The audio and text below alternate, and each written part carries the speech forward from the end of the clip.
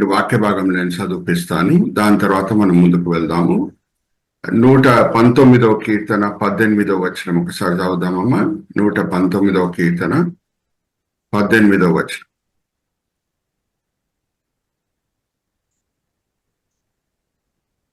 నేను నీ ధర్మశాస్త్రం నందు ఆశ్చర్యమైన సంగతులను చూచినట్లు నా కన్నులు తెరువుము. థ్యాంక్ యూ అమ్మా. అలాగే కొత్త నిబంధన వాక్య భాగము హీబ్రీలకు రాసిన పత్రిక 11వ అధ్యాయము 34వ వచనం. హీబ్రీలకు రాసిన పత్రిక 11వ అధ్యాయము 34వ వచనం. అగ్ని బలమును చల్లార్చిరి, ఖడ్గదారను తప్పించుకొనిరి, బలహీనులుగా ఉండి బలపరచబడిరి, యుద్ధంలో పరాక్రమశాలులైరి, అన్యుల సేనలను పారదోడిరి. Thank you. బలహీనులై ఉండి బలపరచబడిరి. ఇది ఒక జ్ఞాపకం పెట్టుకుందాం. చిన్న ప్రార్థన చేసి నేను ముందుకు వెళ్తాను. తండ్రి, ఈ సమయం బట్టి ఎంతో వందనాలు తండ్రి. గ్రేస్ అండ్ గ్లోరీ పరిచర్య బట్టి ఎంతో వందనాలు. పాస్టర్ రితీష్ గారు, సంఘ పెద్దలందరూ కూడా ఎంతో భారంతో, ఎంతో కృషితో ఈ పరిచర్యని స్థాపించడమే కాదు, ఎంతో భారంతో, ఎంతో ప్రయాసంతో దాన్ని ముందుకు తీసుకొని వెళ్తున్నారు. దాన్ని బట్టి అనేకులు మేలు పొందుతున్నారు తండ్రి. మీ నామం మహిమపరచబడుతున్నది. ఈ సమయంలో తండ్రి, ఈ ఉదయకాలం మీటింగ్ ని మీ చేతిలో అప్పచెప్తున్నాం. మా ప్రతి మాట, ఆలోచన, క్రియ మీ మనసుకి సంతోషము, మీ పేరుకి మహిమ కలిగేటట్లు మీ కృప చూపించండి. మీ దీనదాసుని సమయంలో నించోబెట్టి మీ మహిమార్థమై వాడుకుంటున్నారు తండ్రి. దాన్ని బట్టి నేను మిమ్మల్ని స్తుతిస్తున్నాను. ఈ దినం, ఈ వేళ, ఈ పూట మీరు మా కొరకు ఏర్పరచుకున్న ఆత్మిక పాఠంలో మా విశ్వాస నేతను వైపు బయలుపరుస్తారని నమ్ముచు ఈ విన్నపములు మేము యేసుక్రీస్తు పరిశుద్ధమైన నామమున పెట్టుకుంటున్నాము. ఆమేన్, ఆమేన్, ఆమేన్. నేను ఎప్పుడు మీతో పంచుకునే ఒక సత్యం పంచుకొని నేను ముందుకు వెళ్తాను. దేవుడు మనకు అప్పచెప్పిన అన్నిటికంట ప్రాముఖ్యమైన పరిచర్య ఏంటి అని మనం ఒకసారి ప్రశ్న వేసుకుంటే అది ఆయనను ఆరాధించే పరిచర్య అయి ఉన్నది. వేరే ఎన్నో పరిచర్యలు కూడా ఉన్నాయి. సువార్త బోధించే పరిచర్య, ప్రవచించే పరిచర్య, అలాగే స్వస్థపరిచే పరిచర్య, అన్ని కూడా ఉన్నాయి. కానీ అన్నిటికంటే శ్రేష్టమైన పరిచర్య, ఆయనను ఆరాధించే పరిచర్య అని మనం దేన్ని బట్టి చెప్పగలుగుతున్నామంటే, వేరే అన్ని పరిచర్యలు ఈ లోకంకి నిమిత్తమైన పరిచర్యలు. ఏమన్నా ఒక పరిచర్య ఈ లోకంలో ప్రారంభమై పరలోకంలో కూడా కొనసాగుతుందంటే అది ఆయనను ఆరాధించే పరిచర్య. నేను మిమ్మల్ని ఒక ప్రశ్న అడుగుతాను, మీరు అన్మ్యూట్ చేసుకొని జవాబు ఇవ్వండి. పరలోకంకి వెళ్ళిన తర్వాత అక్కడ ఏమైనా స్వస్థపరిచే పరిచర్య ఉంటుందమ్మా? ఎవరైనా రోగిలు ఉంటారా? అందరు కూడా ఆరోగ్యంగా కలిగే ఉంటారు. అలాగే పరలోకం చేరిన తర్వాత అక్కడ ఏమైనా స్వస్థపరిచే పరిచర్య కాకుండా ఇంకా సువార్త బోధించే పరిచర్య ఏమైనా ఉంటుందమ్మా? ఎవరైనా పాపులు ఉంటారా రక్షించబడుటకు? వారు అందరు పరిశుద్ధులేనా? ఉండరు, పాపులు ఉండరు. కానీ ఏమన్నా ఒక పరిచర్య ఈ లోకంలో ప్రారంభమై పరలోకంలో కూడా కొనసాగుతుందంటే అది ఆయనను ఆరాధించే పరిచర్య. దేవుని ఆరాధించే విషయంలో దేవుడు మన జీవితంలో కుమ్మరించిన దీవెనలు బట్టి ఆయనను ఆరాధించడం మంచిదే. కానీ అన్నిటికంటే శ్రేష్టమైన ఆరాధన ఏమై ఉన్నదంటే మన దేవుడు ఏమై ఉన్నాడో దాన్ని బట్టి ఆయనను ఆరాధించడం మనము నేర్చుకోవాలి. దేవుడిలో ఉన్న మంచి విషయాలు బట్టి ఆయనను ఆరాధించడం మనము నేర్చుకోవాలి. ఎందుకంటే అప్పుడప్పుడు దీవెనలు మన చుట్టూ కనిపిస్తాయి, అప్పుడప్పుడు కనిపించకుండా కూడా ఉంటాయి. కానీ దేవుని మంచితనము దాన్ని బట్టి మారిపోదు. అయితే ఒక సేవకుడు, ఆయన పేరు నేను చెప్పట్లేదు, మీరే నాకు చెప్పాలి. ఆయన నానా కష్టాల ద్వారా ప్రయాణమై వెళ్తున్నాడు. ఆర్థిక నష్టం జరిగింది, పిల్లలు చనిపోయారు, ఆయన ఆరోగ్యం క్షీణించింది. ఆయన భార్య కూడా వచ్చి దేవుని ద్వేషించి నువ్వు శపించి చనిపో అని చెప్తున్నది. ఎవరి గురించి మాట్లాడుతున్నాను చెప్పండి అమ్మా? Very good. అటువంటి పరిస్థితిలో కూడా ఆయన పలికిన సాక్ష్యం ఏంటో ఒకసారి మనం చూద్దామా? 23వ అధ్యాయం 10వ వచనం చదవమ్మా. యోగ గ్రంథం 23:10. నేను నడుచు మార్గము ఆయనకు తెలియను, ఆయన నన్ను శోధించిన తరువాత నేను సువర్ణము వలె కనబడుదును. హల్లెలూయా, ప్రైజ్ ది లార్డ్. చూడండి, అక్కడ కూడా దేవుని మంచితనం బట్టే ఆయన ఈ మాటలు పలుకుతున్నాడు. ఆయన విశ్వాసంని దేవుడు మంచివాడనే సత్యం మీద కట్టుకున్నాడు కాబట్టి ఈ మాటలు పలుకుతున్నాడు. దేవుడు నేను ఏం అనుభవిస్తున్నాను అన్ని చూచుచున్నాడు, నా మేలు కొరకే ఇది అనుమతించాడు. ఎందుకంటే చివర్లో ఈ శోధనలన్నీ అయిపోయిన తర్వాత నేను ఎలా కనిపిస్తాను అని అంటున్నాడు, మెరిచే బంగారం వలె. హల్లెలూయా, ప్రైజ్ ది లార్డ్. సో దేవుని మంచితనం బట్టి మనం ఆయనను ఆరాధించడం మనము నేర్చుకోవాలి. దేవునిలో ఉన్న మంచి విషయాలు బట్టి, గుణముల బట్టి ఆయనను ఆరాధించడం మనము నేర్చుకోవాలి. మనం ఒక వాక్య భాగం చదువుకున్నాం. హీబ్రీలకి రాసిన పత్రిక 11వ అధ్యాయము 34వ వచనం సహోదరి షీలా గారు చదివినిపించారు. ఆయన బలహీనులని బలవంతులుగా మారుస్తాడు. హల్లెలూయా, ప్రైజ్ ది లార్డ్. బలహీనులను ఏం చేస్తాడంట? బలవంతులుగా మారుస్తాడు. ఈ దినము నేను తీసుకొని వచ్చే టాపిక్ ఏంటంటే, ఇంగ్లీష్లో చెప్పి నేను తెలుగులో చెప్తాను. Turning of the tables. Turning of the tables అంటే పరిస్థితులను కంప్లీట్ గా దేవుడు ఎలాగ మార్చగలుగుతాడు అని అంటే, ఏ విషయాల్లో మనం బలహీనలమై ఉన్నామో, ఏ క్షేత్రంలో మనం ఓడిపోయాము, ఆ క్షేత్రాలని మనము గెలిచేటట్లు దేవుడు కృప చూయించగలుగుతాడు. నేను ఒక నిజమైన సంఘటన, ఒక దగ్గర 250 సంవత్సరాల క్రితం ఏం జరిగిందో అది మీతో పంచుకొని నేను ముందుకు వెళ్తాను. ఫ్రాన్స్ దేశంలో కాప్రే అనే ఒక పట్టణంలో ఒక శాడిల్ మేకర్ ఉండేవాడు. శాడిల్ మేకర్ అంటే తెలుసు అనుకుంటా. శాడిల్ అంటే అది గుర్రం మీద వేసే ఒక చిన్న సీట్ లాంటిది. దాని మీద కూర్చుంటేనే గుర్రంని సవారీ చేయడానికి వీలవుతుంది. సో అది చర్మంతో చేసే మెటీరియల్, ఆ చర్మంతో చేసే వస్తువు శాడిల్ అని అంటారు. ఆయన వర్క్ షాప్ ఉండేది. ఆయన వర్క్ షాప్, ఆయన ఇల్లు అంతా కూడా ఒకే ప్రిమైసెస్ లోపల ఉండేది. అయితే ఆయన బాలుడు ఏం చేశాడంటే, ఒకరోజు చిన్నవాడు, ఆయనకేం తెలియదు ఎక్కువగా, ఆడుకుంటూ వాళ్ళ నాన్నగారు వర్క్ షాప్ లోపల వెళ్ళాడు. అక్కడ ఆయనకు ఒక కదురు దొరికింది. కదురు అంటే ఇంగ్లీష్లో ఆల్ అని కూడా అంటారు. పాయింటెడ్ ఆబ్జెక్ట్, స్క్రూ డ్రైవర్ లెక్క ఉంటుంది. దాన్ని తీసుకొని ఆడుకుంటున్నాడు. యాక్సిడెంటల్ గా ఆయన రైట్ ఐని పొడుచుకుంటే వెంటనే ఆ చూపు పోయింది. ఆ చూపు పోయినప్పుడు ఏమైందంటే రైట్ ఐలో ఇన్ఫెక్షన్ వచ్చేసింది. లెఫ్ట్ ఐ కూడా ఆ ఇన్ఫెక్షన్ స్ప్రెడ్ అయింది. దాని వలన ఏమైంది, 2 కళ్ళు పోయినాయి. ఇక్కడ చూడండి, చందు బ్రదర్ మనకు చూపిస్తున్నారు చూడండి. ఎన్లార్జ్ చేయండి brother. Yeah, thank you brother. ఆ కదురు అని మీతో పంచుకున్నాను కదా. ఆల్ అంటే ఇక్కడ పిక్చర్ లో ఉంది చూడండి, స్క్రూ డ్రైవర్ లాంటిది. దాంతో ఆడుకుంటూ రైట్ ఐని పొడుచుకున్నాడు.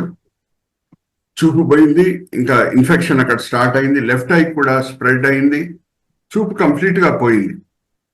ఇంకా తల్లిదండ్రులు ఆ సమయంలో నిరాశ పడకుండా ధైర్యంగా ఆయన పెంచారు.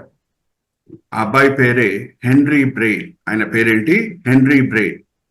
దేవుడు ఆయనకి ఇచ్చిన జ్ఞానం బట్టి, దేవుడు ఆయనకి ఇచ్చిన ప్రేరేపణ బట్టి ఆయన కనుక్కున్న ఒక లాంగ్వేజ్ హెన్రీ బ్రెయిల్ లాంగ్వేజ్ అని అంటారు. అది అందరికీ, గుడ్డి వాళ్ళకి, చూపు లేని వాళ్ళకి ఎంతో ఆశీర్వాదకరంగా ఉంది ఒక 250 సంవత్సరములుగా. అయితే ఇక్కడ చూడండి, left side picture. Henry Braille ఏం కనుక్కున్నాడు? ఆ హెన్రీ బ్రెయిల్ లాంగ్వేజ్ అంటే ఏంటి? మరి ఒక వస్తువు అంటే చర్మంతో కూడిన వస్తువు తీసుకొని ఏ ఆల్ వలన, ఏ కదురు వలన ఆయనకి చూపు పోయిందో దాన్నే తీసుకొని హోల్స్ చేయటం స్టార్ట్ చేశాడు. ఆల్ఫాబెట్స్ ది, నంబర్స్ ది. ఏ ఎలాగుంటది, బి ఎలాగుంటది, సి ఎలాగుంటది, డి ఎలాగుంటది అనేది అదే కదురు వాడాడు ఒక చర్మం వస్తువుని తీసుకొని. ఇప్పుడు మనకందరికి కూడా తెలుసు, చూపు లేని వాళ్ళకి సెన్స్ ఆఫ్ టచ్ ఉంటుంది. మిమ్మల్ని అడుగుతున్న ప్రశ్న, చూపు లేకుండా ఉంటే సెన్స్ ఆఫ్ టచ్ ఉండదామా? ఏదైనా టచ్ చేస్తే ఫీల్ చేయరా? ఉంటుంది. సో ఆ సెన్స్ ఆఫ్ టచ్ అయితే అందరికి ఉంటుంది, చూపు లేని వాళ్ళకి కూడా. సో వాళ్ళు ఆ హోల్స్ మీద చేయబెట్టి ఏది ఏ, ఏది బి, ఏది సి, ఏది డి అని కనుక్కోగలుగుతారు. దాన్ని బట్టి వాళ్ళు ఆల్ఫాబెట్స్ ఏంటో నేర్చుకోగలుగుతారు. నంబర్స్ ఏంటో, ఏది 1, ఏది 2, ఏది 3 అనేది వాళ్ళు నేర్చుకోగలుగుతారు. దాన్ని బట్టి ఏమైంది అని అంటే, ఎంతో మందికి ఈ హెన్రీ బ్రెయిల్ లాంగ్వేజ్ ఎంతో ఉపయోగకరంగా ఉండింది. చూపు లేని వాళ్ళు, పనికిరాని వాళ్ళు అని చాలా మంది అనుకునేవారు అప్పటి వరకు. దాని తర్వాత ప్రపంచమే ఏం తెలుసుకుందంటే చూపు లేని వాళ్ళు కూడా సమాజంకి ఉపయోగకరంగా ఉంటారు, వాళ్ళు కూడా చదువుకోగలుగుతారు, వాళ్ళు కూడా పనులు చేయగలుగుతారు అనేది ప్రపంచం తెలుసుకుంది.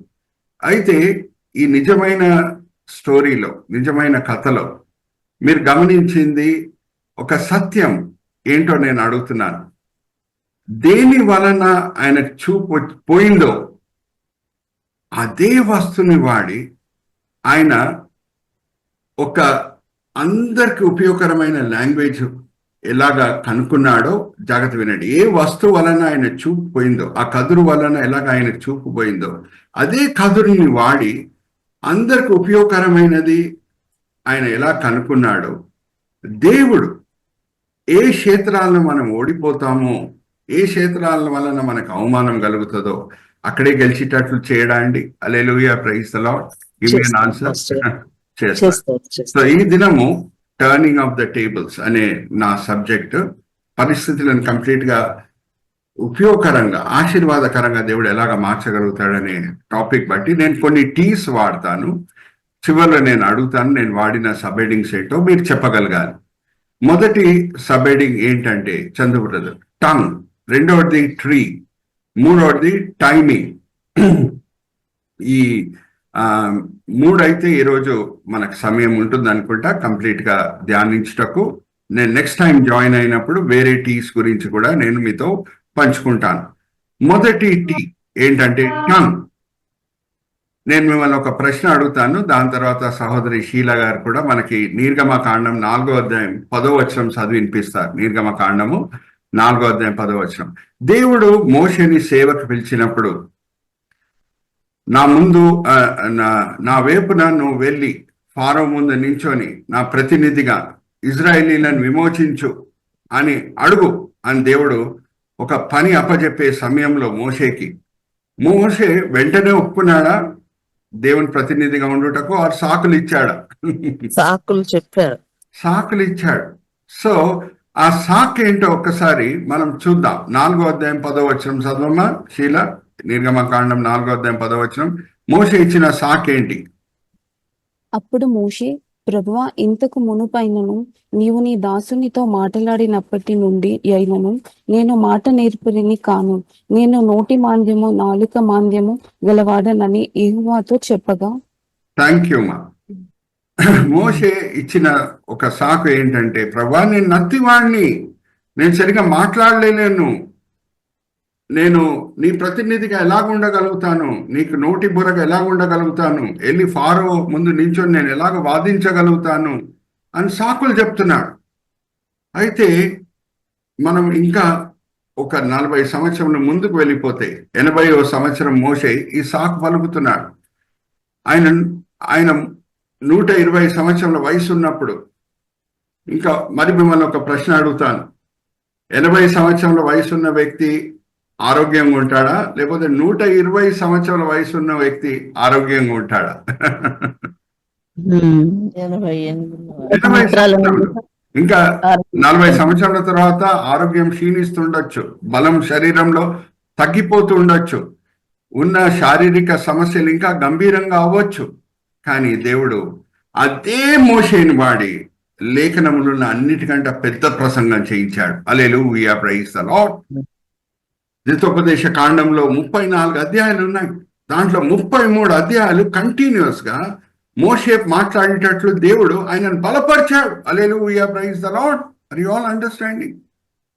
ద్వితోపదేశ కాండంతో కూడిన ప్రసంగం మోషే చేసినప్పుడు అప్పటి వరకు ఆయన పరిచర్యలో నోటి బుర్రగా ఉన్న ఆరోను కూడా చనిపోయాడు. ఆ సమయంలో మోషే చివరి గడియలో నిల్చొని పలికిన ప్రసంగమే ద్వితోపదేశ కాండం. దాంట్లో 34 అధ్యాయాలు ఉన్నాయి. ఆ 34 అధ్యాయాల్లో 33 అధ్యాయాలు కంటిన్యూస్ గా మోషే మాట్లాడుతున్నాడు.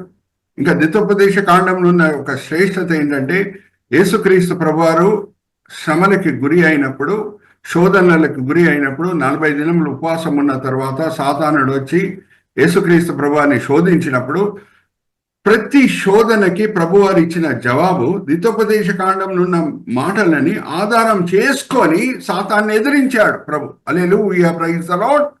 మొదటి శోధన ఏమొచ్చింది?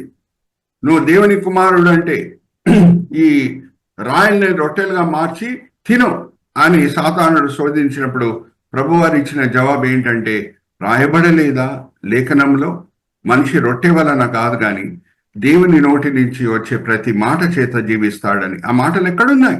ద్వితోపదేశ కాండం 8వ అధ్యాయం 3వ వచనం. ఒకసారి చదవమ్మా. ద్వితోపదేశ కాండం 8వ అధ్యాయం 3వ వచనం.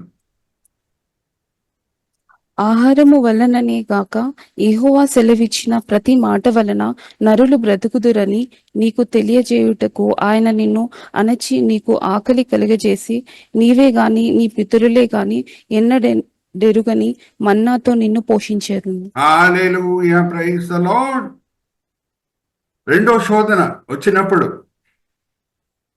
ఎత్తైన చోటకి యేసుక్రీస్తు ప్రభువుని తీసుకొని వెళ్ళి సాతానుడు ఇక్కడి నుంచి దుంకు, దేవుడు నిన్ను కాపాడుతాడు అన్నప్పుడు ప్రభువారు పలికిన మాటలు ఆర్ సాతాన్ని ఎదిరించిన మాటలు ఆర్ ఎదిరించిన విధానం మనం గమనిస్తే, మరి ద్వితోపదేశ కాండంని ఆధారం చేసుకొని అనవసరంగా నువ్వు దేవుణ్ణి ఎప్పుడు పరీక్షించకూడదు అని ప్రభువారు స్పందిస్తున్నారు. ఆ మాటలు ఎక్కడున్నాయి? మరి ద్వితోపదేశ కాండమే మనం చదువుదాం.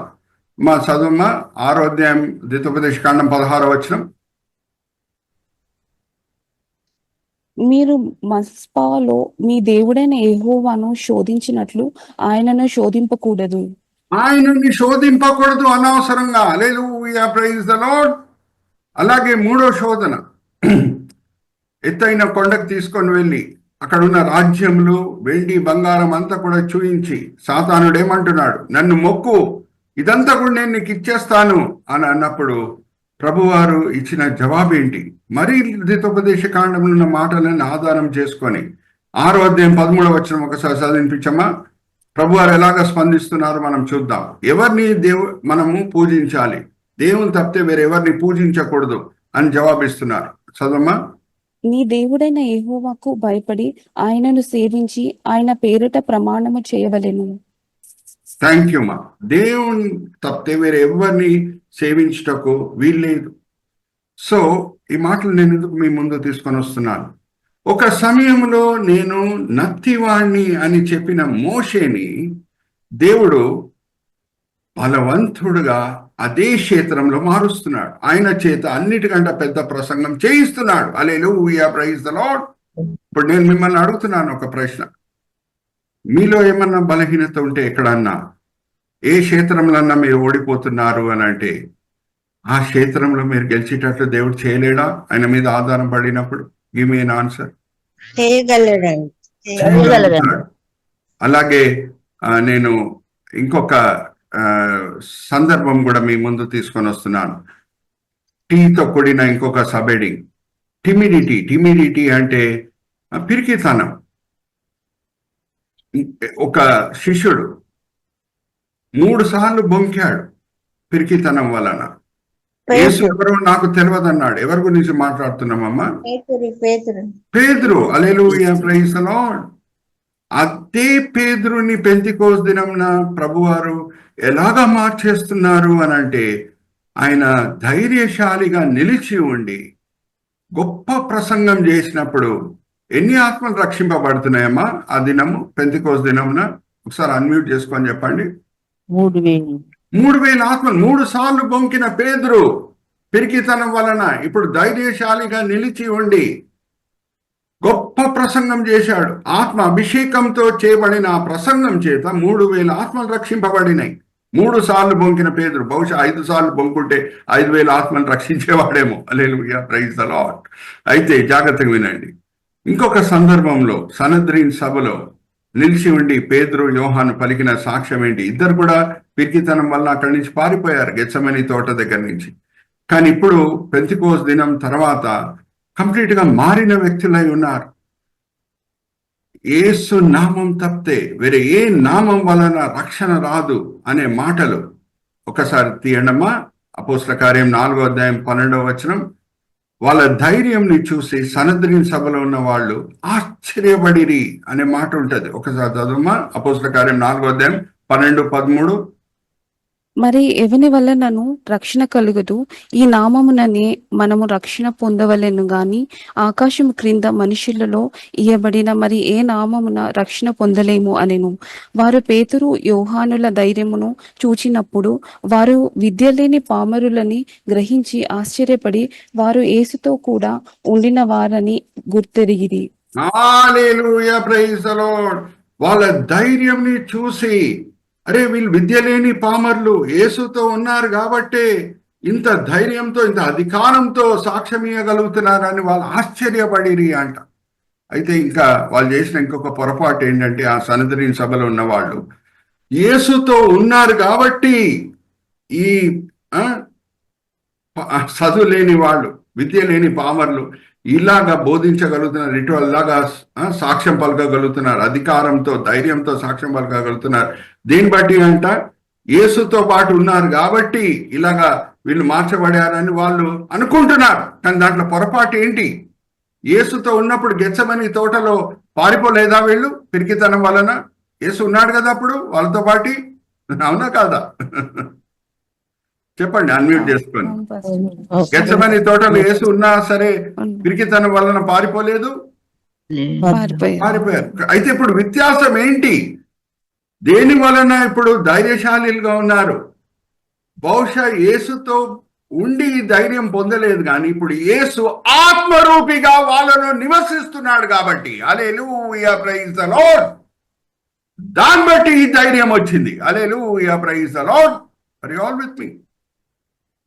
అరే పిరికి వాళ్ళు ఒక సమయంలో, కానీ ఇప్పుడు ధైర్యంగా నిలిచి ఉన్నారు, సాక్ష్యం పలుకుతున్నారు. సనద్రిన్ సభ వాళ్ళు మాకు మరణశిక్ష ఇచ్చినా సరే పర్వాలేదు, మేము ప్రభువారి ప్రతినిధులంగా, యేసుక్రీస్తు ప్రభు రాయబారులంగా మేము నిజమే పలుకుతాము, యేసువే రక్షకుడు అని బోధిస్తాము అని నిలిచి ఉన్నారు. Hallelujah, praise the Lord. ఒక సమయంలో పిరికి వాళ్ళు. Are you all with me? So ఎక్కడ మనం బలహీనులమై ఉంటామో అక్కడ మనల్ని దేవుడు బలవంతులుగా మారుస్తాడు. ఇంకొక టీ నేను వాడతాను, టెంపర్. టెంపర్ అంటే వెంటనే కోపం వచ్చుట. ఈయన చాలా టెంపర్మెంటల్ వ్యక్తి అని అంటారు కొంచెమంది. ఓకే, దానికి నేను వస్తాను. ఇక్కడ నేను చూపించట్లేదు. ఫస్ట్ టీ నేను వాడింది టంగ్, దాని తర్వాత టిమిడిటీ, దాని తర్వాత ఎందుకంటే మనకు సమయం కొంచెం తక్కువ ఉంది కాబట్టి ఇక్కడ చూపించే టీసే కాకుండా వేరే టీస్ కూడా మీ ముందు తీసుకొని వస్తున్నాను. నెక్స్ట్ టీ ఏంటంటే టెంపర్. టెంపర్ అంటే వెంటనే కోపం వచ్చుట. ఇద్దరు శిష్యులకి యేసుక్రీస్తు ప్రభువారు పెట్టిన పేరు ఏంటంటే ఉర్మిడి కుమారులు. ఆ ఇద్దరు పేర్లు ఏంటమ్మా చెప్పండి? ఎవరిని ప్రభువారు ఉర్మిడి కుమారులని పిలిచారు? ఇద్దరు. మార్క్స్ సువార్త 3వ అధ్యాయం 16వ వచనం చదువుదామా ఒకసారి, తీయండి అమ్మా. వారెవరనగా ఆయన పేతురను పేరు పెట్టిన సీమోను, జెబెదయి కుమారుడగు యాకోబు, అతని సహోదరుడగు యోహాను, వీరిద్దరికి ఆయన బోయనెర్గేసును పేరు పెట్టెను. బోయనెర్గేసు అనగా ఉరిమెడు వారిని అర్థం. ఉరిమిడి వాళ్ళు వెంటనే కోపం వచ్చేస్తుంది. సన్స్ ఆఫ్ థండర్, ఇంగ్లీష్ లో ఏంటంటే సన్స్ ఆఫ్ థండర్. ప్రభు వారు ఏం పొరపాటు చేయలేదు, వాళ్ళకి వెంటనే కోపం వచ్చేస్తుంది. ఎవరైనా అవమానపరుస్తే, ఎవరైనా కఠోరంగా ప్రవర్తిస్తే ఆ సందర్భం కూడా మనం చూద్దాం. అమ్మా ఒక్కసారి దియమ్మా, లూకా సువార్త 9వ అధ్యాయం 51వ వచనం నుంచి 55వ వచనం.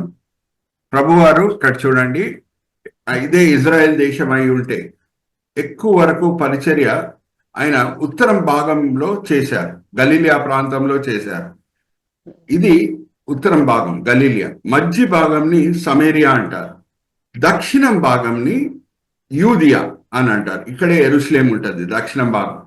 అయితే ప్రభువారు యెరూషలేంకి రావాలి అని అంటే గలీలియా నుంచి సమరియాని దాటి రావాలి. అయితే ఒక సందర్భంలో గలీలియా నుంచి యెరూషలేం వైపు వస్తుండగా, సమేరియా దాటి వస్తుండగా ఏం జరిగింది ఆ సందర్భం మనం చూద్దాం. తీయమ్మ ఒకసారి లూకాసు వార్త 9వ అధ్యాయం 51వ వచనం నుంచి 55వ వచనం వరకు. ఆయన పరమునకు చేర్చుకొనబడు దినములు పరిపూర్ణమగుచున్నప్పుడు ఆయన యెరూషలేమునకు వెళ్ళుటకు మనస్సు స్థిరపరుచుకొని తనకంటే ముందుగా దూతలను పంపెను. వారు వెళ్లి ఆయనకు బస సిద్ధము చేయవలెనని సమరయుల యొక్క గ్రామములో ప్రవేశించింది గాని ఆయన యెరూషలేమునకు వెళ్ళ నభముఖుడైనందున వారు ఆయనను చేర్చుకునలేదు. చేర్చుకునలేదు. సత్రంలో వాడక భాషలో చెప్పాలి అని అంటే సత్రంలో రూమ్స్ బుక్ చేయండి, హోటల్లో రూమ్స్ బుక్ చేయండి అని ప్రభువారు యోహాన్ని యాకోబుని పంపిస్తే సమరియలు వాళ్ళ మనసుని కఠోరపరుచుకొని ఇద్దరిని అవమానపరుస్తున్నారు. మేము రూమ్స్ మీకు ఇయ్యము, ఇక్కడ ఉండుటకు మీకు పర్మిషన్ ఇయ్యము అని చెప్పినప్పుడు యోహాన్ యాకోబు స్పందన ఎలాగుండిందో మనం చూద్దాం. చదవమ్మ. శిష్యులైన యాకోబును యోహానను అది చూచి, ప్రభువా, ఆకాశము నుండి అగ్ని దిగి వీరిని నాశనము చేయునట్లు మేము ఆజ్ఞాపించుట నీకు ఇష్టమా అని అడుగగా ఆయన వారి తట్టు తిరిగి వారిని గద్దించును. నా కింద ఫుట్ నోట్స్ లో కూడా ఏమని రాయబడింది, అది కూడా ఆ తెలుగు బైబిల్ ఉంటది. నేను రక్షించుటకే వచ్చాను గాని చంపుటకు రాలేదు. ఉందా మాది కూడా తెలుగులో ఫుట్ నోట్స్ లో ఉందా బైబిల్లో? ఇక్కడ లేదంటే పర్వాలేదు, నో ప్రాబ్లం. అయితే ఈ ఉరుమిడి కుమారులు ఎలాగా స్పందిస్తున్నారు కోపంతో, ప్రభువా అగ్ని రప్పిద్దాం, వీళ్ళని భస్మం చేసేద్దాం ప్రభువా అని అంటున్నారు. కరెక్ట్ పేరు పెట్టినట్టేనా ప్రభువారు వాళ్ళకి? చెప్పండి. Did you give them the right name? ఉరుమిడి కుమారులు అనే పేరు పెట్టడంలో ప్రభువారు ఏమైనా పొరపాటు చేశారా? చేయలేదు. వాళ్ళ స్పందన చూడండి. కానీ మనం గమనిస్తే పెంతెకోస్తు దినం తర్వాత ఆత్మపూర్ణులుగా దేవుని చేత ఎలాగా కంప్లీట్గా మార్చబడుతున్నారు అని అంటే, యోహాను ఉద్యాపంలో ఆయనకి ఇవ్వబడిన పేరేంటంటే ప్రేమకి అపోస్తులు, అపోజల్ ఆఫ్ లవ్. కంప్లీట్ గా దేవుడు మార్చేశాడు యోహాన్ని.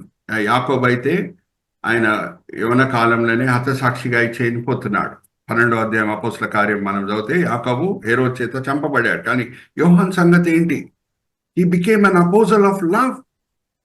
దేవుడు ప్రేమామయుడు అనే సత్యం మనము లేఖనములో అన్ని చోట్లలో గమనించవచ్చు. ఆ సత్యం తేటగా కనిపిస్తుంటుంది. కానీ ఎవరు కూడా దేవుడు ప్రేమామయుడు అనే మాట వాడి ఆయనని వర్ణించలేదు లేఖనంలో.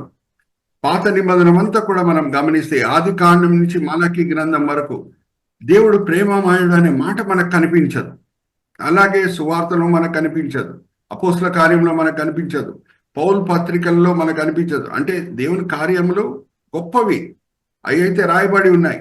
కానీ ప్రేమామయుడు అనే మాట ఎక్కడ కూడా రాయబడలేదు. ఇంకా ఆల్మోస్ట్ బైబిల్ ఎండ్ అయిపోతున్నది. పౌలు భక్తుల పత్రికలు కూడా అయిపోతున్నాయి. ఇంకా మనము పౌలు భక్తుల పత్రికల తర్వాత మనం దేనికి వస్తున్నాం? యాకోబు పత్రికకి మనం వస్తున్నాం. పేతురు పత్రికలు కూడా అయిపోయినాయి. బైబిల్ ఆల్మోస్ట్ ఎండ్ అయిపోతుంది. దేవుడు ఎవరిని వాడాడు? దేవుడు ప్రేమామయుడు అనే మాట పలుకుటకు యోహాన్ని. హల్లెలూయా, ప్రైజ్ ది లార్డ్. చదవమ్మా, 1 యోహాను 4వ అధ్యాయం 6వ వచనం.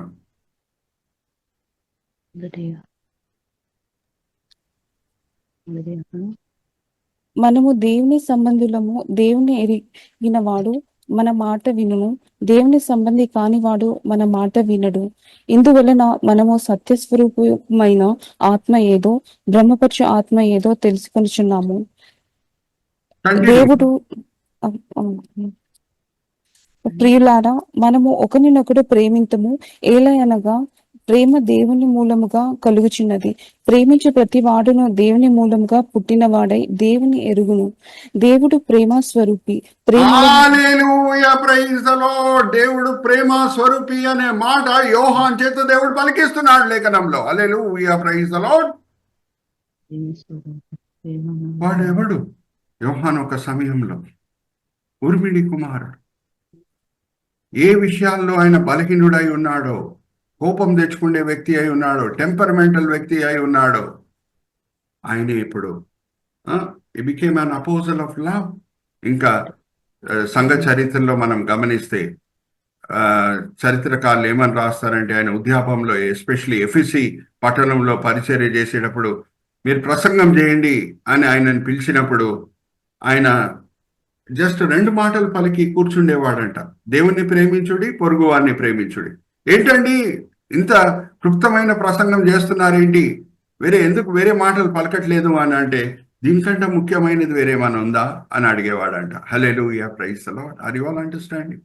So what are the T's which we focused upon? First is tongue, second is timidity, third T ఏంటంటే టెంపర్. ఇప్పుడు 4వ టీకి మనం వద్దాం. నేను మిమ్మల్ని ఒక ప్రశ్న అడుగుతాను. లేఖనం మనం కరెక్ట్గా చదవాలి. చదివినప్పుడు నిజమైన సత్యము మనకి అర్థమవుతుంది.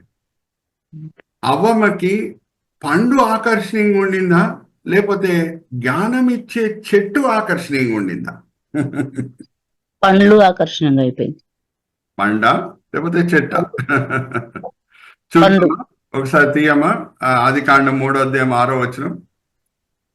స్త్రీ ఆ వృక్షము ఆహారమునకు వృక్షము చెట్టు ఆకర్షణీయంగా ఉంది ఆమెకి.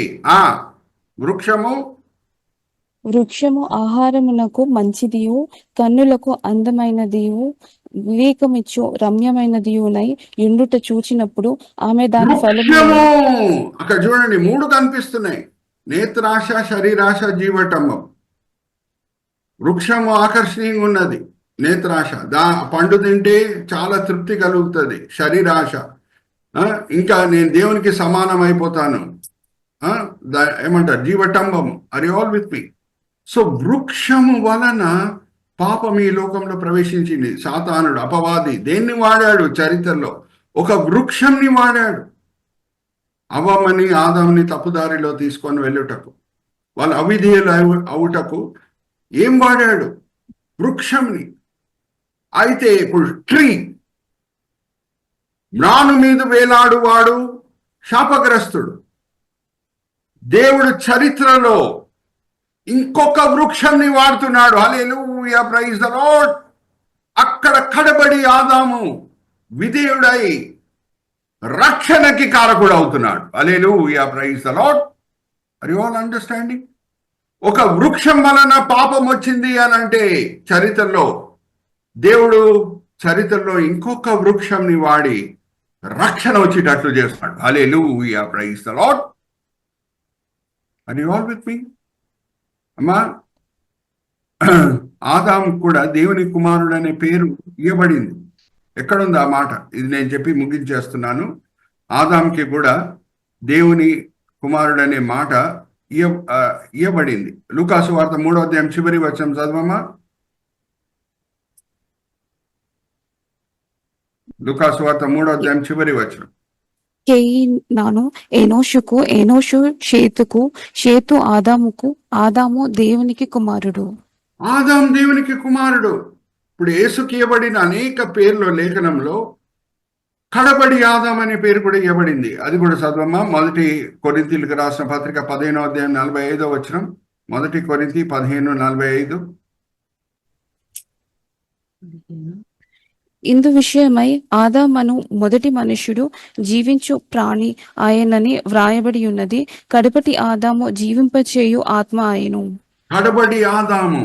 ఇప్పుడు మొదటి ఆదాంకి కడబడి ఆదాంకి ఉన్న పోలికలేంటి? ఎందుకు యేసుకు కూడా కడబడి ఆదాం అనే పేరు ఇవ్వబడింది? ఆదాము జన్మంలో మనిషి పాత్ర అనేది లేదు. అలాగే యేసుక్రీస్తు ప్రభు వారి జన్మంలో ఒక మానవుని పాత్ర అనేది లేదు. అద్భుత రీతిగా యేసుక్రీస్తు ప్రభువారు ఎలాగ జన్మించారో అలాగే ఆదాం కూడా అద్భుత రీతిగా సృష్టింపబడాడు. అందుకే యేసుక్రీస్తు ప్రభువారికి ఇవ్వబడిన అనేక పేర్లు ఒక పేరు ఏంటంటే కడబడి ఆదాం.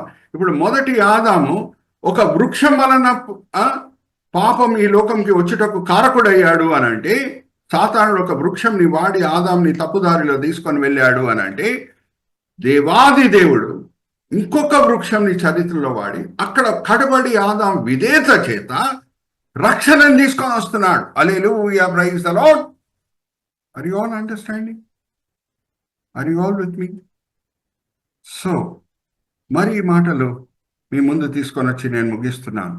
అదేంటంటే, మనం ఎక్కడ బలహీనమై ఉంటామో అక్కడ బలవంతులుగా దేవుడు మనల్ని మార్చగలుగుతాడు. మనకిప్పుడు ఆర్థిక సమస్యలు వస్తే, ఆర్థిక విషయాల్లో మనం బలవంతులుగా చేయుటకు దేవుడు సమర్థుడు. ఆర్ మనకి ఎక్కడన్నా కకృతి ఉంటే మనం ధారాళమైన మనస్సు కలిగిన వాళ్ళంగా దేవుడు మనల్ని మార్చగలుగుతాడు. మనము పిరికి వాళ్ళమై ఉంటే దేవుడు మనల్ని ధైర్యశాలిగా మార్చగలుగుతాడు. ఎక్కడన్నా మనకి వెంటనే కోపం వస్తుంటే, మనం దీర్ఘశాంతం చూపించకుండా ఉంటే మనల్ని దీర్ఘశాంతులుగా దేవుడు మార్చగలుగుతాడు. సో మన దేవుడు పరిస్థితులను మార్చే దేవుడు, బలహీనులని బలవంతులుగా మార్చే దేవుడై ఉన్నాడు. ఇప్పుడు ఒక చరిత్రలో ఉన్న ఒక మాట చెప్పేసి నేను ముగిస్తున్నాను. లాస్ట్ టీ ఏంటంటే టైమింగ్. మా గలితీలకు రాసిన పత్రిక 4వ అధ్యాయం 4వ వచనం చదవమ్మా. గలితీలకు రాసిన పత్రిక 4వ అధ్యాయం 4వ వచనం బైబిల్స్ అండర్లైన్ చేసుకోండి.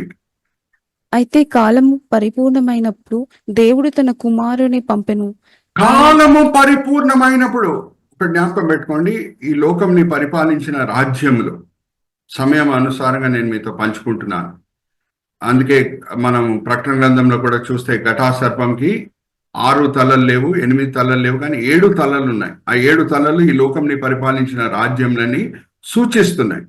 సమయం అనుసారంగా ఆ రాజ్యంలో ఏంటో మీతో పంచుకుంటున్నాను. మొదటి రాజ్యం లోకంని పరిపాలించింది ఐగుప్తు, 2వ రాజ్యం అషూర్లు, 3వ రాజ్యం బాబిలోన్, 4వ రాజ్యం మాధ్య పార్శికులు, 5వ రాజ్యం గ్రీకులు, 6వ రాజ్యము రోమా రాజ్యం, 7వ రాజ్యం రాబోయేది క్రీస్తు విరోధి రాజ్యం. ఇప్పుడు జాగ్రత్తగా వినండి. యేసుక్రీస్తు ప్రభువారు మ్రాను మీద చనిపోయి అక్కడ కూడా విధేయత చూయించి అక్కడ రక్షణకి కారకుడు అవ్వాలి అని అంటే శిల్వ మరణం అనే శిక్ష లోకంలో వచ్చి ఉండాలి. ఈ శిల్వ మరణం అనే శిక్ష ఎప్పుడు వచ్చింది? ఎవరు తీసుకొని వచ్చారు? లోకంని ఐగుప్తు రాజ్యం పరిపాలించినప్పుడు కాదు, లోకంని అషూర్ రాజ్యం పరిపాలించినప్పుడు కాదు, లోకంని బాబిలోన్ రాజ్యం అన్నా, మాధ్య పార్శికులన్నా, గ్రీకులన్నా లోకంని పరిపాలించిన సమయంలో శిల్వ మరణం అనే శిక్ష లేదు.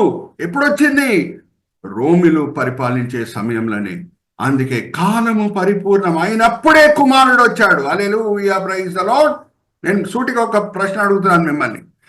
యేసుక్రీస్తు ప్రభువారు ఐగుప్తు లోకంని పరిపాలించే సమయంలో, అషూర్లు ఈ లోకంని పరిపాలించే సమయంలో, బాబిలోన్ మాధ్య పార్శికులన్నా, గ్రీకులన్నా ఈ లోకంని పరిపాలించే సమయంలో జన్మించుంటే, శిల్వ మరణమే లేకుండా ఉంటే, ఒక మ్రానుని వాడి రక్షణకి కారకుడు అవ్వడానికి వీలయ్యేదా? అడుగుతున్నా మిమ్మల్ని. లేదు పాస్టర్ గారు. వీలయ్యేది కాదు. రోమ రాజ్యం సమయంలోనే ఈ శిల్వ మరణం అనే శిక్ష ప్రారంభమైంది.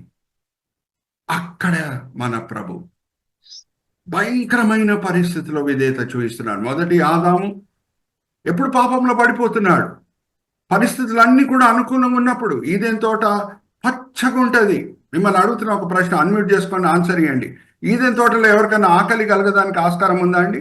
ఆకలితో ఎవరైనా బాధపడతారా? ఈదెన్ తోటలో బాధపడరండి. బాధపడరు. లేదు. దాహంతో బాధపడతారా? చెమటలు గార్చే అవసరం ఉంటుందా?